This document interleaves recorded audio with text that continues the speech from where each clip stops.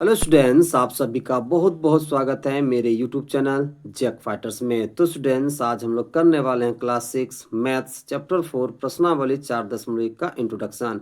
यदि स्टूडेंट्स आप लोग मेरे चैनल पर नए हो तो वीडियो को लाइक और चैनल को सब्सक्राइब जरूर कीजिएगा। तो चलिए शुरू करते हैं। देखिए मेरे प्यारे बच्चों, हम लोग को पहला टॉपिक पढ़ना है अभाज्य संख्या के बारे में।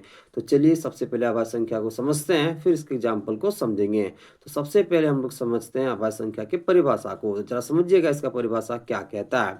वैसी संख्या जो एक से बड़ी हो तथा एक और स्वयं से विभाजित होती हो, वैसी संख्या को हम अभाज्य संख्या कहते हैं। क्या बोले कि वैसी संख्या जो एक से बड़ी हो तथा एक और स्वयं से पूर्णतः विभाजित होती हो, वैसी संख्या को हम अभाज्य संख्या कहते हैं। एग्जाम्पल समझिएगा।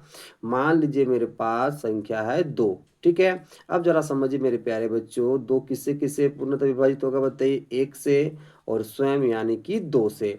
अगला संख्या हम लेते हैं, मान लीजिए मेरे पास है 3। ओके, 3 किससे किससे विभाजित होगा मेरे प्यारे बच्चों? 1 से और स्वयं से यानी कि 3 से। मान लीजिए अगला एग्जाम्पल लेते हैं हम 5। ओके, देखिए मेरे प्यारे बच्चों, 5 किससे किससे विभाजित होगा मेरे प्यारे बच्चों? तो 1 से और स्वयं से यानी कि 5 से। अगला संख्या लेते हैं, मान लीजिए 7। ओके, तो 7 किससे किससे विभाजित होगा मेरे प्यारे बच्चों? तो 1 से और 7 से। ओके, तो जरा समझिए अभाज्य संख्या स्टार्ट कहाँ से होता है मेरे प्यारे बच्चों? तो 2 से। फिर अगला अभाज्य संख्या कितना होता है मेरे प्यारे बच्चों? 3। फिर कितना होता है अगला वाला बताइए? 5। फिर बताइए अगला वाला 7। ऐसे करते करते अनंत तक अभाज्य संख्याएं भी होती है। तो अभाज्य संख्या स्टार्ट कहाँ से होता है मेरे प्यारे बच्चों? 2 से, ठीक है। फिर 3, फिर 5, फिर 7, फिर डॉट डॉट डॉट, मतलब अनंत तक भी अभाज्य संख्याएं जाती है। अब चलिए इसकी परिभाषा को देख लेते हैं। ओके, देखिए इसका परिभाषा क्या कह रहा है मेरे प्यारे बच्चों। वैसी संख्याएं जो एक से बड़ी हो तथा एक और स्वयं से पूर्णतः विभाजित हो, अभाज्य संख्या कहलाती है। ओके, एग्जाम्पल देखिए। 2, 3, 5, 7, फिर डॉट डॉट, मतलब अनंत तक अभाज्य संख्याएं भी जाती है। तो सबसे छोटी अभाज्य संख्या कितना होता है मेरे प्यारे बच्चों? तो 2 होता है। ये बात आपको याद रखना है। ओके, चलिए अब अगला टॉपिक करते हैं। अगला टॉपिक है हमारे पास भाज्य संख्या। तो चलिए सबसे पहले भाज्य संख्या के बारे में समझते हैं, फिर इसके एग्जाम्पल को समझेंगे। तो सबसे पहले हम लोग समझते हैं इसके परिभाषा को। तो देखिए इसके परिभाषा क्या कहता है कि वैसी संख्याएं जिसका गुणनखंड 2 से ज्यादा हो, वैसी संख्या को हम भाज्य संख्या कहते हैं। क्या बोले मेरे प्यारे बच्चों? वैसी संख्याएं जिसका गुणनखंड 2 से ज्यादा हो, उसे हम भाज्य संख्याएं कहते हैं। एग्जाम्पल समझिएगा। मान लीजिए मेरे पास एग्जाम्पल के लिए संख्या 4 है। ओके, चलिए सबसे पहले 4 का गुणनखंड करते हैं। तो सबसे पहले इसे हम 2 से देंगे, ठीक है। 2 दूना कितना हो जाएगा मेरे प्यारे बच्चों? 4। फिर 2 से दीजिए, 2 कम कितना हो जाएगा बताइए? 2। तो 4 का गुणनखंड कितना कितना मिल गया मेरे प्यारे बच्चों बताइए?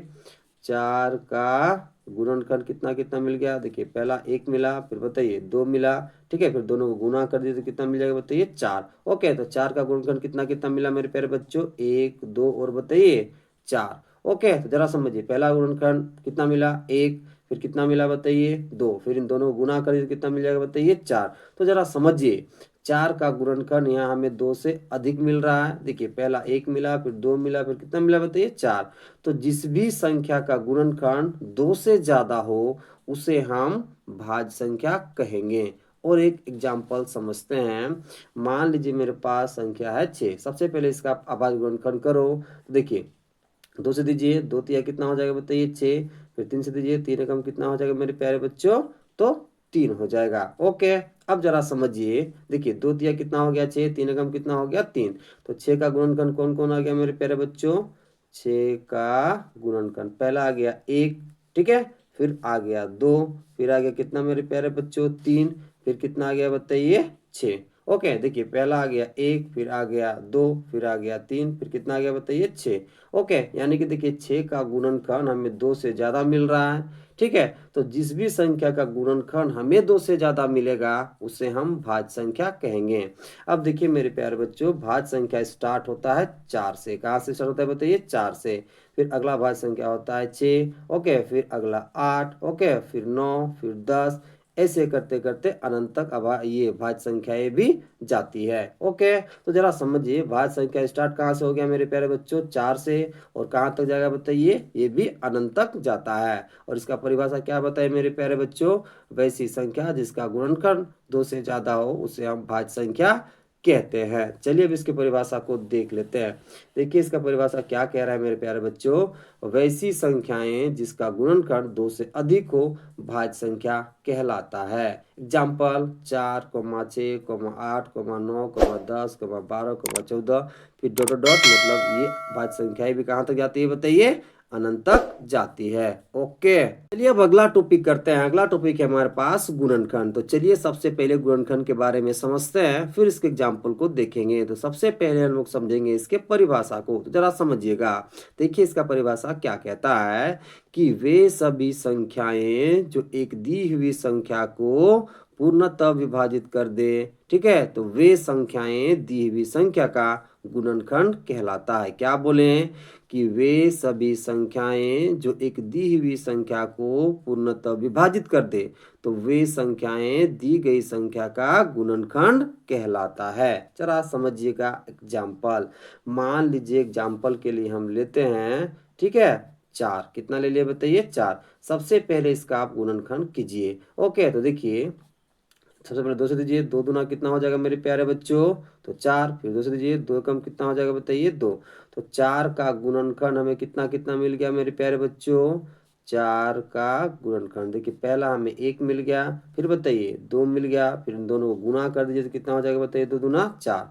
तो देखिए 4 का गुणनखंड हमें कितना कितना मिला बताइए, 1, फिर बताइए 2, फिर कितना मिला बताइए, 4। यानी कि देखिए ये जो 1 है 4 को पूरा पूरी विभाजित कर देगा, ये जो 2 है इस 4 को पूरा पूरी विभाजित कर देगा, ये जो 4 है इस 4 को पूरा पूरी विभाजित कर देगा। तो 1, 2 और 4, 4 का मेरा क्या कहलाएगा मेरे प्यारे बच्चों, गुणनखंड कहलाएगा। ठीक है, जरा समझिए। देखिए मेरे पास संख्या क्या था बताइए, 4, तो 4 को पूरा पूरी कौन काट सकता है बताइए, 1, फिर कौन काट सकता है मेरे प्यारे बच्चों, 2, फिर कौन काट सकता है बताइए, 4। यानी कि 4 को जब हम भाग करेंगे 1 के साथ तो पूरा पूरी विभाजित हो जाएगा। जब 4 को डिवाइड करेंगे हम 2 के साथ तो पूरा पूरी विभाजित हो जाएगा। जब 4 को हम करेंगे 4 से विभाजित तो भी पूरा पूरी विभाजित हो जाएगा। इसलिए 1, 2 और 4 मेरा 4 का गुणनखंड कहलाएगा। अगला एग्जाम्पल समझिए, मान लीजिए मेरे पास संख्या है बताइए 12, ठीक है, तो 12 को पूर्णतः विभाजित कौन कौन कर सकता है बताइए, 1, फिर कौन कर सकता है बताइए 2, फिर कौन कर सकता है बताइए 3, फिर कौन कर सकता है बताइए 4, ठीक है, फिर कौन कर सकता है बताइए 6, फिर कौन कर सकता है बताइए 12। ओके, तो देखिए 1, 2, 3, 4, 6 और 12, ठीक है, 12 को पूर्णतः विभाजित कर सकता है। इसलिए 12 का गुणनखंड कौन कौन हो जाएगा बताइए, 1 हो जाएगा, 2 हो जाएगा, 3 हो जाएगा, 4 हो जाएगा, 6 हो जाएगा और 12 हो जाएगा। तो 12 का गुणनखंड कौन कौन हो जाएगा मेरे प्यारे बच्चों, तो बताइए, तो पहला मेरा होगा 1, फिर बताइए 2, फिर 3, फिर 4, फिर 6, फिर 12। ओके, जरा समझिए। देखिए 1 12 को पूर्णतः विभाजित कर देगा, 2 12 को पूर्णतः विभाजित कर देगा, 3 12 को पूर्णतः विभाजित कर देगा, 4 12 को पूर्णतः विभाजित कर देगा, 6 12 को पूर्णतः विभाजित कर देगा और 12 12 को पूर्णतः विभाजित कर देगा। ओके, तो ये सारे जो हमें मिला ये 12 का क्या कहलाएगा बताइए, गुणनखंड कहलाएगा। ओके, जरा एक बार समझ लेते हैं कि हम गुणनखंड कैसे निकालेंगे। देखिए यहाँ पर क्या था बताइए, 12। सबसे पहले 2 से दीजिए, 2 छक कितना हो जाएगा बताइए 12, ठीक है, फिर 2 से दीजिए, 2 तिया कितना हो जाएगा मेरे प्यारे बच्चों, तो 6 हो जाएगा, ठीक है, 2 तिया कितना हो जाएगा बताइए 6। फिर 3 से दीजिए, 3 एकम कितना हो जाएगा 3। तो देखिए पहला गुणनखंड हमें कितना मिला बताइए 1, फिर कितना मिला बताइए 2, ठीक है, फिर कितना मिला बताइए 3। ओके, अब देखिए इन दोनों गुना कर दीजिए कितना हो जाएगा, 2 दूना बताइए 4, ठीक है, फिर देखिए यहाँ पर फिर इन दोनों गुना कर दीजिए कितना हो जाएगा बताइए 6, फिर कितना मिला बताइए 12। ओके, देखिए 12 गुणनखंड में कितना कितना मिल गया, 1, 2, 3, 4, 6, 12। ओके, ये सारे संख्याएं 12 को पूर्णतः विभाजित कर देगा, इसलिए ये 12 का मेरा क्या कहलाएगा, गुणनखंड कहलाएगा। अब चलिए इसकी परिभाषा को देख लेते हैं। देखिए इसका परिभाषा क्या कहता है मेरे प्यारे बच्चों, वे सभी संख्याएं जो एक दिए हुए संख्या को पूर्णतः विभाजित कर दे उस संख्या का गुणनखंड कहलाता है। मतलब वे सभी संख्याएं जो एक दिए हुए संख्या को पूर्णतः विभाजित कर देंगे ओके, उस संख्या का गुणनखंड कहलाता है। जैसे मान लीजिए 4 का गुणनखंड एग्जाम्पल के लिए है 1 2 4। देखिए 1 4 को पूर्णतः विभाजित कर देगा, 2 भी 4 को पूर्णतः विभाजित कर देगा और 4 भी 4 को पूर्णतः विभाजित कर देगा। ओके, अगला टॉपिक करते हैं। अगला टॉपिक है हमारे पास अभाज्य संख्या। तो चलिए सबसे पहले अभाज्य संख्या के बारे में समझते हैं, फिर इसके एग्जाम्पल को देखेंगे। तो चलिए सबसे पहले इसके परिभाषा को समझते हैं। तो देखिए इसका परिभाषा क्या कहता है कि दो संख्याओं का ऐसा युग्म जिसमें एक के अलावे और कोई उभयनिष्ठ गुणनखंड न हो अभाज्य संख्या कहलाता है। देखिए मेरे प्यारे बच्चों, इसका परिभाषा क्या कह रहा है, दो संख्याओं का ऐसा युग्म जिसमें एक के अलावे और कोई उभयनिष्ठ गुणनखंड न हो अभाज्य संख्या कहलाता है। चलिए इस एग्जाम्पल से समझते हैं। मान लेते हैं मेरे पास दो संख्याओं का युग्म है। पहला संख्या मान लेते हैं 8 और दूसरा मान लेते हैं 9। ओके, अब जरा समझिएगा, जब आप इन दोनों संख्याओं का अभाज्य गुणनखंड करोगे और उसे अभाज्य गुणनखंडों के गुणनफल के रूप में लिखोगे तो आपको एक के अलावा और कोई भी उभयनिष्ठ गुणनखंड नहीं मिलेगा। तो चलिए करके दिखाते हैं। सबसे पहले आप क्या करोगे, 8 का अभाज्य गुणनखंड करोगे तो सबसे पहले 2 से दीजिए। ठीक है, 2 चौका कितना हो जाएगा मेरे प्यारे बच्चों 8। फिर 2 से दीजिए, 2 दूना कितना हो जाएगा मेरे प्यारे बच्चों 4। फिर 2 से दीजिए, 2 कम कितना हो जाएगा बताइए 2।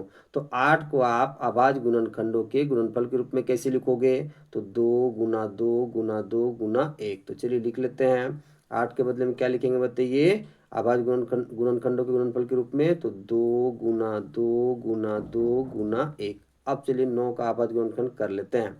देखिए सबसे पहले 3 से दीजिए, 3 ते कितना हो जाएगा मेरे प्यारे बच्चों 9। फिर 3 से दीजिए, 3 एकम कितना हो जाएगा बताइए 3। तो 9 को आप अभाज्य गुणनखंडों के गुणनफल के रूप में कैसे लिखोगे, तो 3 गुना 3 गुना 1। तो 9 का अभाज्य गुणनखंडों के गुणनफल के रूप में हम कैसे लिख पाएंगे मेरे प्यारे बच्चों, तो 3 गुना 3 गुना 1। तो क्या लिखोगे 3 गुना 3 गुना 1। ओके, अब देखिए ये मेरा क्या है बताइए, 8 का अभाज्य गुणनखंडों का गुणनफल है। ठीक है, अभाज्य गुणनखंडों का क्या बताइए गुणनफल, और ये किसका है बताइए 9 का अभाज्य गुणनखंडों का गुणनफल है। अब जरा समझिए यहाँ देखिए। ठीक है, देखिए ऊपर और नीचे दोनों में क्या उभयनिष्ठ दिख रहा है बताइए, तो केवल एक दिख रहा है। केवल कितना दिख रहा है बताइए एक। तो जब दो संख्याओं के युग्म में एक के अलावे और कोई भी उभयनिष्ठ गुणनखंड न हो, उभयनिष्ठ गुणनखंड का क्या मतलब मेरे प्यारे बच्चों, वैसा गुणनखंड, ठीक है, जो सभी संख्याओं में प्रेजेंट हो वो मेरा क्या कहलाता है बताइए, उभयनिष्ठ गुणनखंड कहलाता है। देखिए मेरे प्यारे बच्चों, 8 को हमने क्या लिखा है अभाज्य गुणनखंडों के गुणनफल के रूप में, फिर 9 को हमने क्या लिखा है अभाज्य गुणनखंडों के गुणनफल के रूप में। देखिए तो इन दोनों के गुणनखंड में केवल क्या कॉमन दिख रहा है बताइए, क्या उभयनिष्ठ दिख रहा है बताइए एक। ओके, तो यहाँ पर जरा समझिए। देखिए यहाँ पर उभयनिष्ठ गुणनखंड कितना है बताइए, उभयनिष्ठ गुणनखंड केवल और केवल कितना है बताइए एक। इसलिए मेरा 8 और 9 क्या कहलाएगा बताइए, अभाज्य संख्या कहलाएगा। क्यों कहलाएगा, क्योंकि इन दोनों के गुणनखंड में एक के अलावा और कोई भी सारो गुणनखंड नहीं है या फिर उभयनिष्ठ गुणनखंड नहीं है। ओके, और अब अगला टॉपिक करते हैं। अगला टॉपिक है हमारे पास अभाज्य युग्म। तो चलिए सबसे पहले अभाज्य युग्म के बारे में समझते हैं, फिर इसके एग्जाम्पल को समझेंगे। तो सबसे पहले हम लोग समझते हैं इसके परिभाषा को। तो देखिए मेरे प्यारे बच्चों, इसका परिभाषा क्या कह रहा है, अभाज्य संख्याओं का ऐसा युग्म जिसके बीच का अंतर 2 हो अभाज्य युग्म कहलाता है।